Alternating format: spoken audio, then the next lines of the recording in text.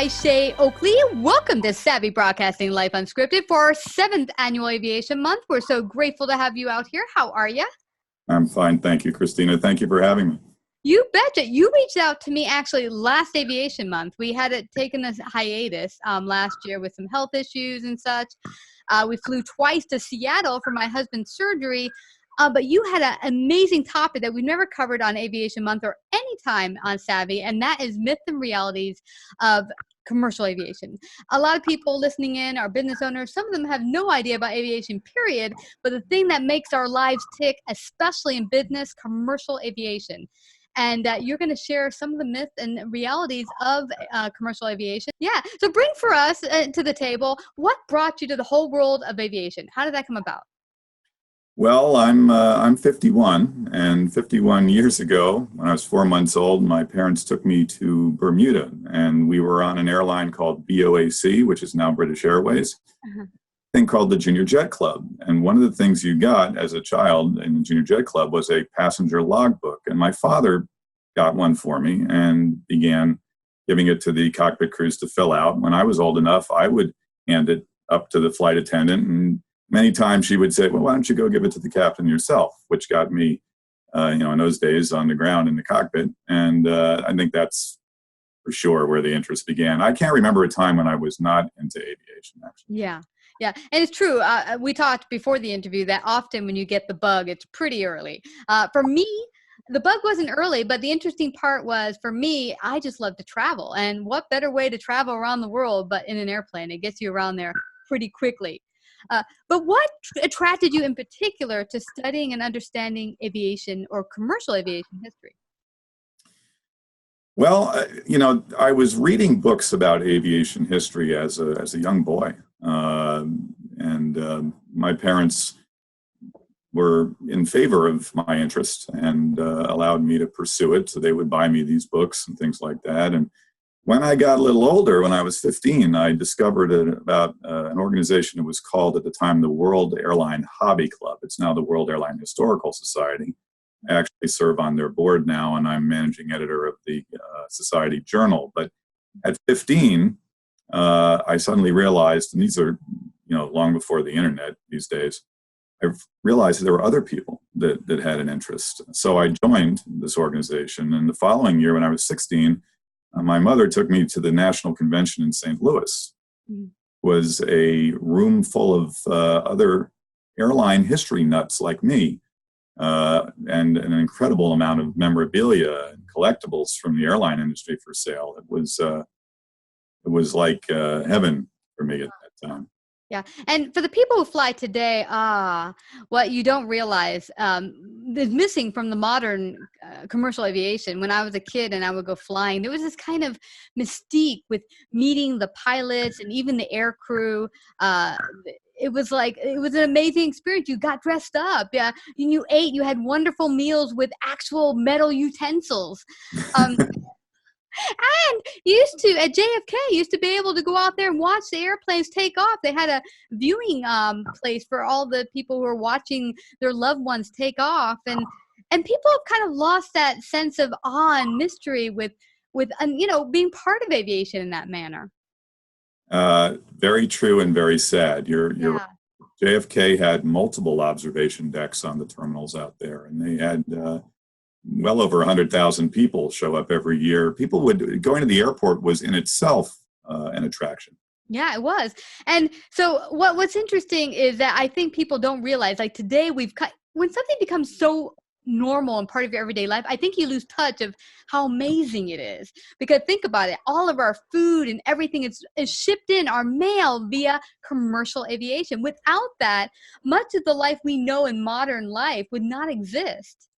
Exactly. It's a modern miracle. I mean, there is no place on earth that's more than 24 hours away from a major commercial airport. And that's only in commercial aviation spans the last 150 years of human history. Yeah, it really, it takes me back. I remember a number of years ago working in a business, and I needed to get something to one of our clients overnight, and we FedExed it. And at the time, it was hard for me to wrap my mind around the fact that this package is getting to China in less than 48 hours. It's like, what, but that is due to the wonderfulness of aviation. So what have you find talking to average folks that maybe they get wrong about understanding commercial aviation? Well, one thing I get a lot is people seem to think that there are three kinds of professions in aviation: piloting, being a flight attendant, and being an air traffic controller. There are approximately 2 million people globally involved in one way or another with the commercial aviation industry. Mm-hmm. Thing from building the aircraft to manning the ground equipment to handling reservations. I mean, there are millions of people literally engaged in making sure you get from point A to point B on that jet. Mm-hmm. And people don't realize how varied careers in aviation can be. Mm-hmm. It's a very intricate system. I had a friend a couple of years ago. I met her and she became a friend, but she was brought over to us for one of our aviation month. And she was an older woman who said, I love building stuff. I want to go be an aviation engineer. I want to work on airplanes. So at the age of 40 something, she went and got that degree. And a couple of years later is now fixing airplanes, Delta airplanes. Yeah, so we need people like her keeping us safe up there in the air, and you don't realize from the dispatch to air traffic control, all the little bits, and even the person fixing the airplane, all those people keep us safe. The ground crew, the people loading up the stuff into the what do you call them, into the cargo compartment. Yeah, the cargo people, and even the people getting your tickets together. All of it intricate. What have you found maybe people don't understand quite about aviation, period, that you've met from average citizens? Well, I think that I mentioned earlier that commercial aviation is about 115 years old. I don't think people think of it in terms of having been around that long. This year, two major international airlines are celebrating their centennials: British Airways and KLM, the Dutch airline. We're talking about an industry that is not a young industry anymore. Yeah. People forget that the first scheduled air service was between Tampa and St. Petersburg in 1914. Wow. Did for a few months, but it was called the Tampa St. Petersburg Airboat Line. Mm-hmm. One passenger and one pilot in a little flying boat, and that's how it all began. Yeah, and the same goes for our mail.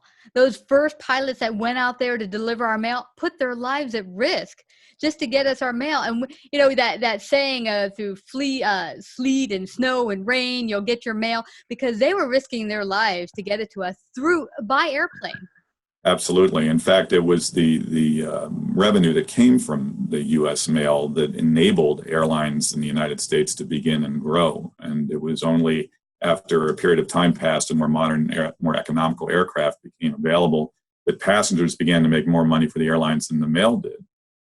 Without the mail, we would not have the industry in the U.S. that we have. Well, that's fascinating. So by the very fact of the mail service being used, we were able to bring about commercial aviation for passengers in the way we are today in modern life. Yes, I mean, really, that's one of the ways the government supported the beginnings of commercial aviation in the United States, and not only in the United States, in other parts of the world too. Airmail was the beginning. And it's interesting because now when you can travel all over the world, and now it can be average citizens. I remember not too long ago, maybe in my 30s, I really want to travel places because that's what I love to do.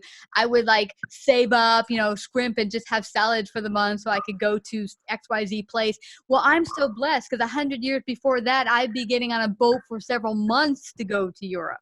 That's exactly right.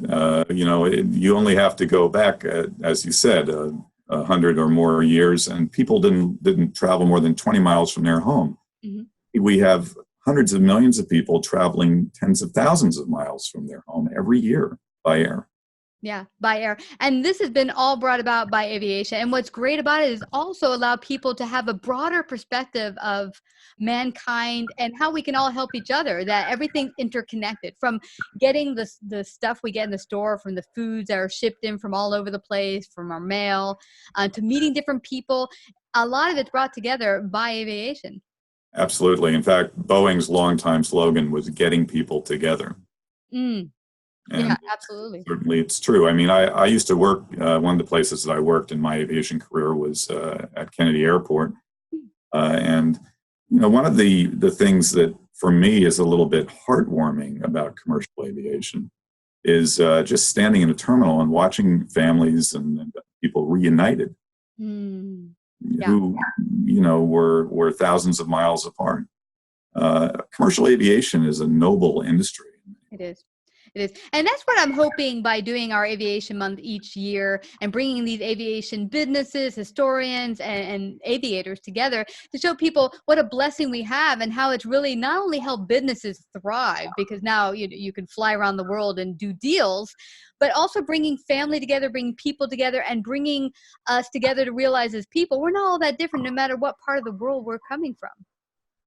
Yes. In fact, the founder of Pan American, probably the most legendary airline ever, his name was Juan Trippe, and he said that the race was between the airliner and the atom bomb. He felt that this was, of course, back in the Cold War days. He really felt that tourism was going to go a long distance towards helping the peoples of the world understand each other and avoid conflict. Yeah. Yeah. And there is the ability for aviation to bring people together that way. Mm-hmm. Absolutely. And also to realize, to not take for granted when you're able to get on that plane and things don't always work out the way you want, because that's happened to me. I'm flying commercially somewhere and things happen, the tire busts or whatever. And you're like, oh, I'm not going to get to my meeting on time. But to realize that not too long ago, you wouldn't be going on any meeting on an airplane because it didn't exist. No, you wouldn't have the job. That too. It's a tremendous economic engine for worldwide growth for business. There's no doubt about it. Yeah. What would you want people to know that they maybe are not aware of when it comes to aviation or commercial aviation in general? Well, for me, it's often the little talk about safety. People. Still, there's a lot of white knuckle flyers out there. And what I like to tell them is that you're far more likely to be hurt in your car on the way to the airport than you are in a commercial airliner. Mm-hmm. The last major air disaster in the United States was in December of 2001. There hasn't been a large airliner that's crashed since then. That's 18 years. It's been the safest period in U.S. commercial aviation history. Yeah. There have been some regional crashes where, unfortunately, maybe 200 or 250 people during that period lost their lives. Hundreds of thousands of people have lost their lives on our roads. Mm. Flying, particularly commercial flying, is the safest form of transportation ever devised by humankind. Mm-hmm.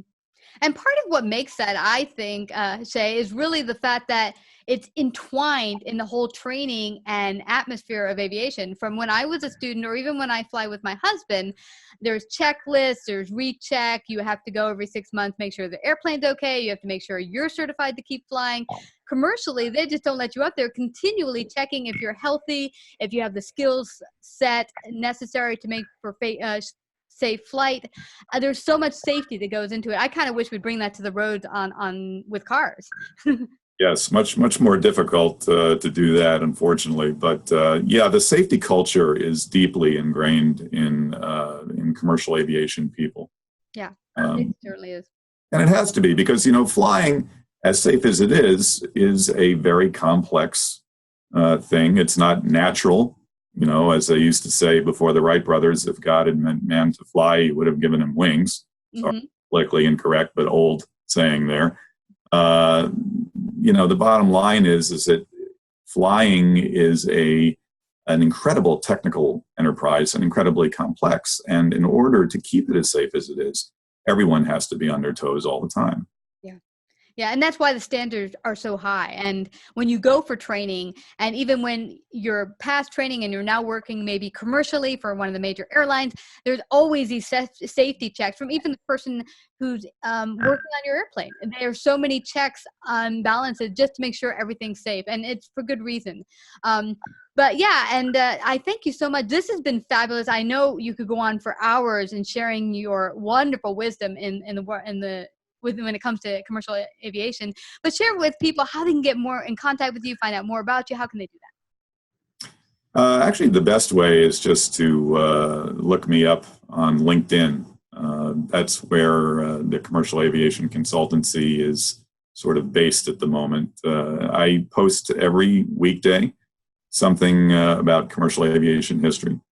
And basically, I'm a resource for any kind of media projects about commercial airline history, whether it be television, movies, publications. If you need fact checking done, I'm a detail-aholic when it comes to this love of mine for airline history. I hate to see when sometimes there are errors. You'll watch a TV program and it's supposed to be one plane, but in one scene it's 747, and in another scene it's a DC-10, and the third scene it's an L-10. That kind of thing drives me crazy. So if you have a media project of any kind involving commercial aviation history, and you want to dot every I and cross every T, that's what the Commercial Aviation History Consultancy is there for.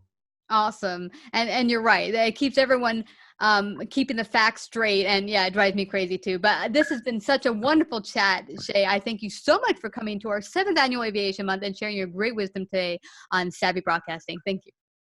Thank you, Christina. If you like this episode, please share. To hear more Savvy episodes and Savvy Biz tips, go to lifeunscriptedradio.com. To become a guest or participate in paid sponsorship, email us at Christina@lifeunscriptedradio.com.